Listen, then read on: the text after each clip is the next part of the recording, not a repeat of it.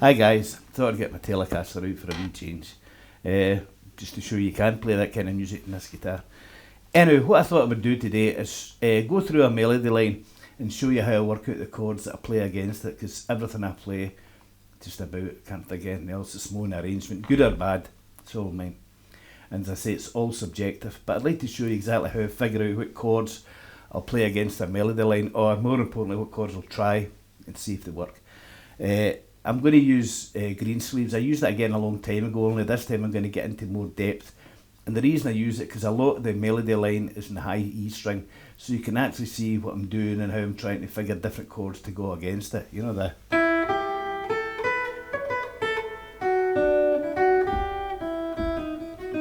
Anyhow, you know. So, for a start, I know, pardon me, I know the tune's in E minor. Well, I've chosen to do the tune in E minor. Again, the reason being is so you can follow what I'm doing in the E string. Although you can change the key in it, it's not any problem. So, I'll take the first part of the tune. So, what I'll do is... so that's E, G, A, B, which are all part of an E minor chord, but we'll try and do something with it. So, I'll play the E minor chord. I know that's G there. My next note is B. So I don't want to keep it in, a lot of arrangements will keep it in open E minor chord the whole way through, but I want to try something. So I'll go, I'm thinking my 1, 4, 5, but instead of playing a minor fourth, I'll play a major, we'll see how that sounds. So, and that's an A ninth chord, there's the B there, and it's a ninth. Melody line, D major 7th. The reason I knew how to play a D major 7th is, for a start, the melody line note I need is an A. So I know my chords in E minor, although it's in E minor, its relative minor's G, so we're thinking of all the possible chords that could be used that as well. So again, it's just a chord I tried, a D major 7th, and it ends, it gives me that melody line, the A. Cool, so that works. So...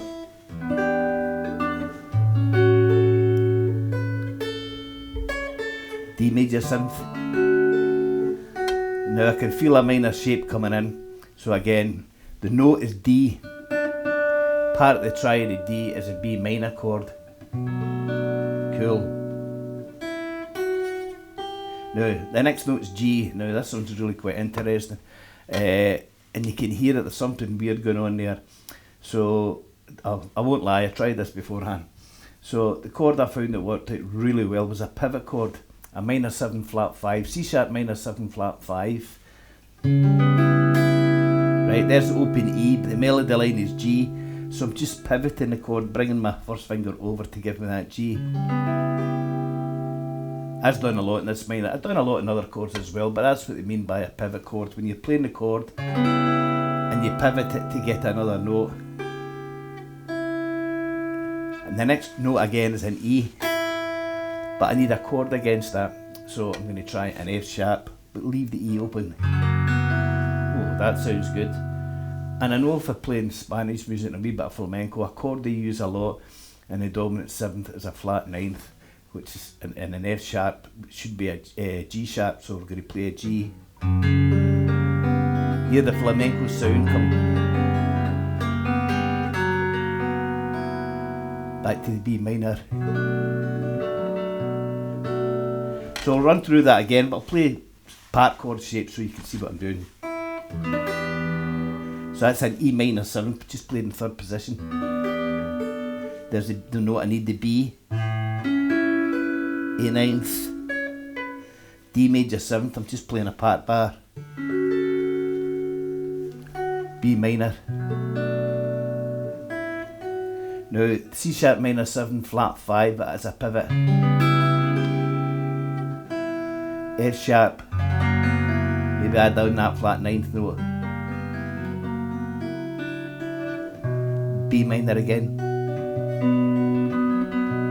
Now there's another wee device I'm going to use here, you hear a lot. I can feel a dominant 7th coming on there. So I'm playing B minor, so I'll try B 7th. But rather than go right onto the B 7th, you can try this, it doesn't always work. You can play the chord a semitone above, then bring it down. Show you what I mean. just a simple B7th. Well, it's a C7th, but I'm bringing it back down. Back to the melody again. No rush to play it.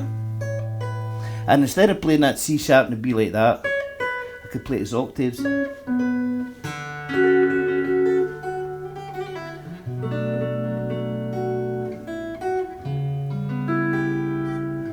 Then the straight B7,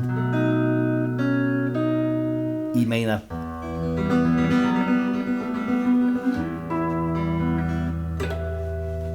Right, there are one or two wee things I'll add to that and I'll go through that again. So let me just play it again slowly. Instead of playing this E minor here, I'm just playing it here, the E minor 7th, so you can see it. A 9th, D major 7th, B minor 7th, C sharp minor 7 flat 5, pivot, so I can hit the G, open E with an F sharp chord. I'm not barring the F sharp chord, I'm just playing it like that. Back to the B minor, to a B7th.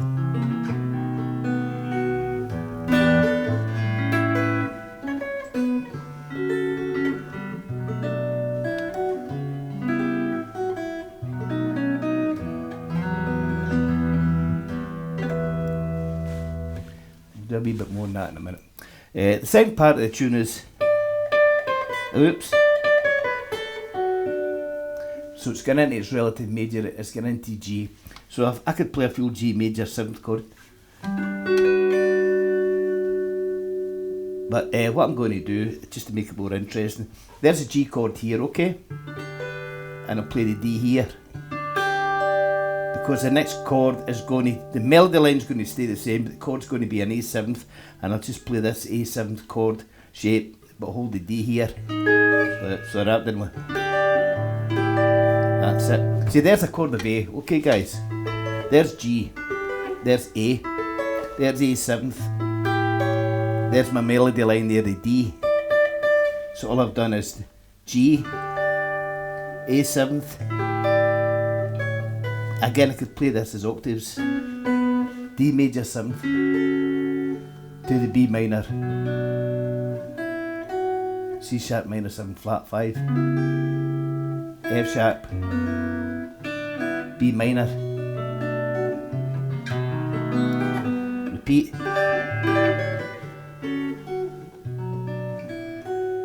Here's a wee thing to try. Instead of the C sharp minor 7 flat 5, what a mouthful, just play your third finger and the fourth fret the A string, playing the note C sharp, and your first finger play the G and play the open G and B strings along with it. And this occasion it works, and every other occasion it won't work, but it works here. Then the B7th.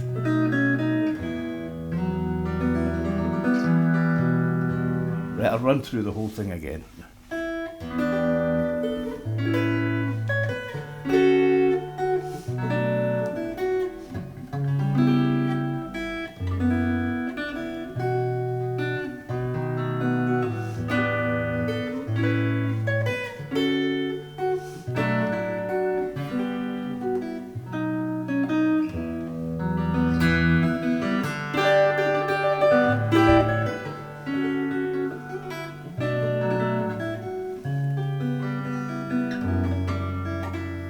This time I'll play a B minor up here, the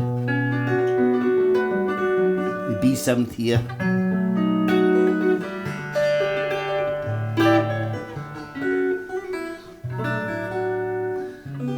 I have to just stick just now to playing that C sharp with the open G, with the G and the B and the G string open, sorry.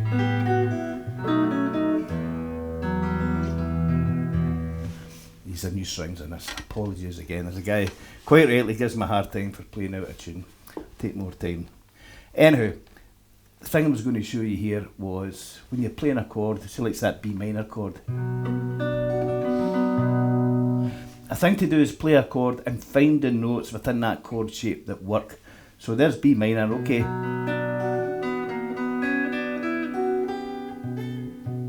So I've kept the shape, right? And all I'm doing is this. I'll take the rest of my fingers off so you can see what I'm doing.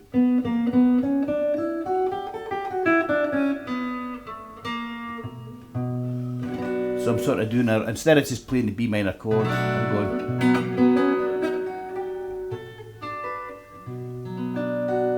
I know there's a 6 down there, and by the way, in that B. So I'll get this.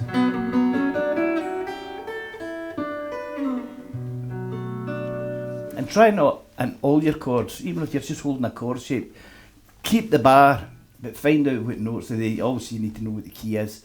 B minor, I just get 2 sharps, F sharp, C sharp, so you're playing with those. But you might try a flat 9th on them, just to see how it goes. The other thing I would say about that is, say for example you want to try and improvise, or you want to hold the tune a wee bit longer. Say you were playing up tempo, and I'll show you what I mean. Something like this. I'll just play the chords.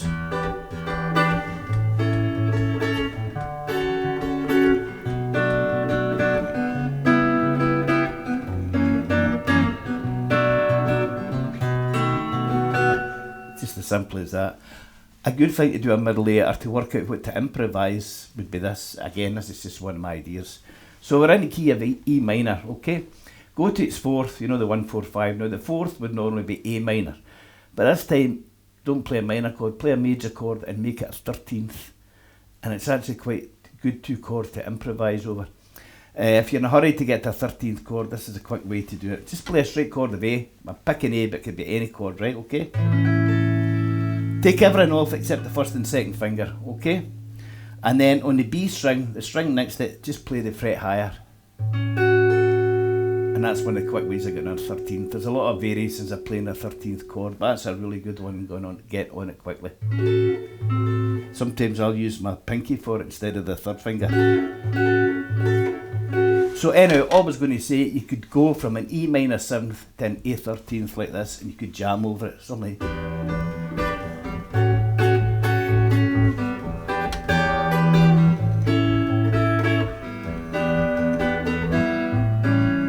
That's just E minor 7th to A 7th.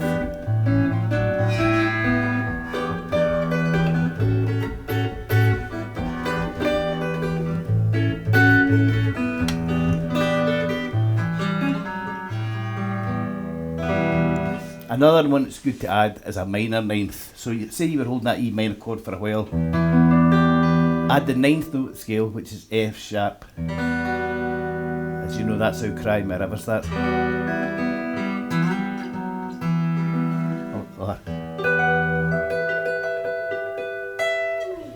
Another good turnaround is to go a tone higher, play the minor 7 flat 5, and then resolve it. So you're in E minor, tone higher, F sharp minor 7 flat 5, then the dominant 7th, 5th now. So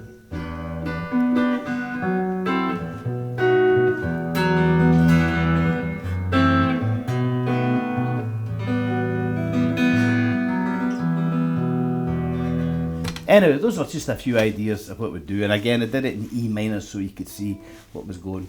The main thing to get out of this, and the main thing to remember, is when you play the melody line, instead of going, trying to think of the different chords, and a lot of it's, again, you know your 1, 4, 5s, the minor 2nd, the minor 6s. So you try these things and maybe do a wee bit variations on them, see what works, see what doesn't work. So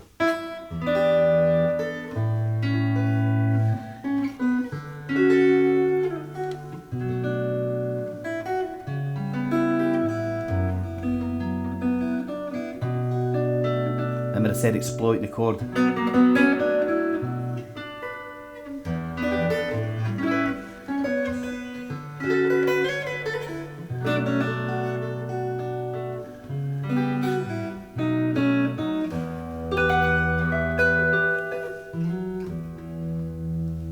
Anyhow, I hope you find some of that useful, guys.